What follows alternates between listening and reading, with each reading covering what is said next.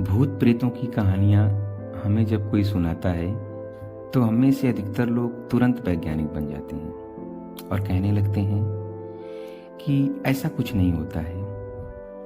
लेकिन जब वही कहानियाँ हमें कभी रात में वीराने में अकेले किसी जगह फंस जाने पर याद आती हैं तो हमें लगता है हम में से अधिकतर लोगों को भूला हुआ हनुमान चालीसा तुरंत याद आ जाता है। अगर आपके साथ भी ऐसा होता है तो हमारे चैनल को सब्सक्राइब करें। तो दोस्तों, ऐसा माना जाता है कि दो जगहों पर भूत प्रेत ज़्यादा पाए जाते हैं।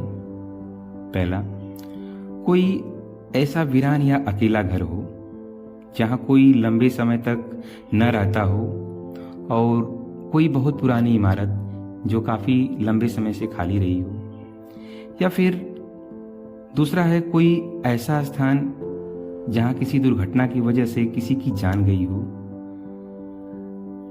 जिनकी आत्मा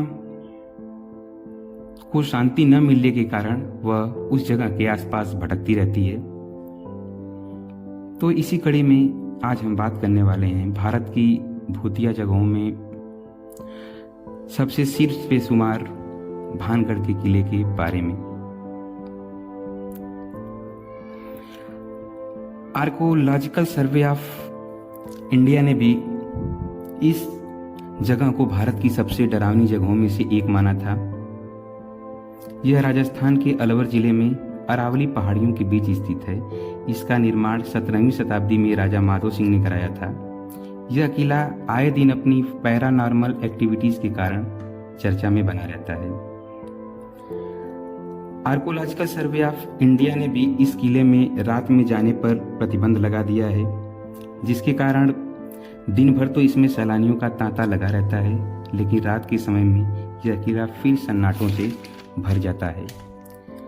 किले के आसपास रहने वाले लोगों से ये बातें सुनने को मिलती हैं कि इस किले से लोगों के चिल्लाने, रोने एवं घुघरियों की आवाज़ आती रहती है, और ऐसा माना जाता है कि इस किले में जो भी रात में गया वो कभी वापस लौटकर नहीं आया।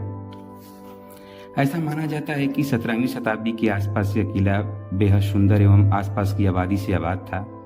लोक श्रुतियों के अनुसार भानगढ़ की बर्बादी से जुड़ी कई कहानियां लोगों द्वारा बताई जाती हैं, लेकिन इसमें से सबसे लोकप्रिय है राजकुमारी रत्नावती की कहानी। कहा जाता है कि किले के निर्माण के समय इसमें एक 18 साल की अत्यंत रूपवती व विद्वान राजकुमारी रत्नावती रहा करती थी। उनकी खूबसूरती के किस्से इतने प्रसिद्ध थे कि दूर दूर से अलग अलग रियासतों के राजकुमारों के विवाह प्रस्ताव राजकुमारी के पास आते रहते थे, लेकिन राजकुमारी ने किसी प्रस्ताव पर ध्यान नहीं दिया। कालांतर में राजकुमारी रत्नावती की यही खूबसूरती भानगढ़ किले के लिए एक अभिशाप साबित हो गई, क्योंकि राजकुमारों के अलावा रानी रत्नावती के रूप का दीवाना एक तांत्रिक भी था। कहा जाता है कि रानी रत्नावती एक बार अपनी सहेलियों के साथ बाजार घूमने गई थी और उस दौरान वे एक इत्र की दुकान पर रुकी। संयोग से वह तांत्रिक भी उस समय वहीं था। इससे पहले तांत्रिक ने केवल राजकुमारी के किस्से सुने थे, लेकिन प्रत्यक्ष राजकुमारी की ऐसी खूबसूरती को देखकर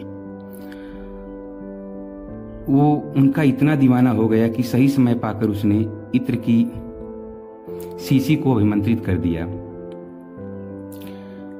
इस प्रकार अभिमंत्रित किया था कि जब राजकुमारी इसे लगाएं तो वे मंत्रों के प्रभाव से तांत्रिक के पास खींची चली जाएं। जब किला पर राजकुमारी वापस गई तो जैसा कि हमने पहले ही बताया है कि वो खूबसूरत के साथ साथ विद्वान भी काफ़ी थी।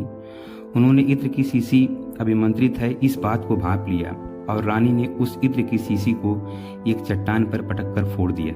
ऐसा कहा जाता है कि इसके बाद वह चट्टान उल्टे तांत्रिक की तरफ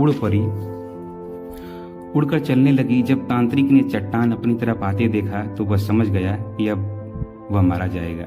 मरने से पहले इस भानगढ़ किले को उसने अभिशाप दे दिया कि अब यह किला हमेशा के लिए वीरान हो जाएगा एवं वहाँ अब कोई कभी आबाद नहीं हो सकता है।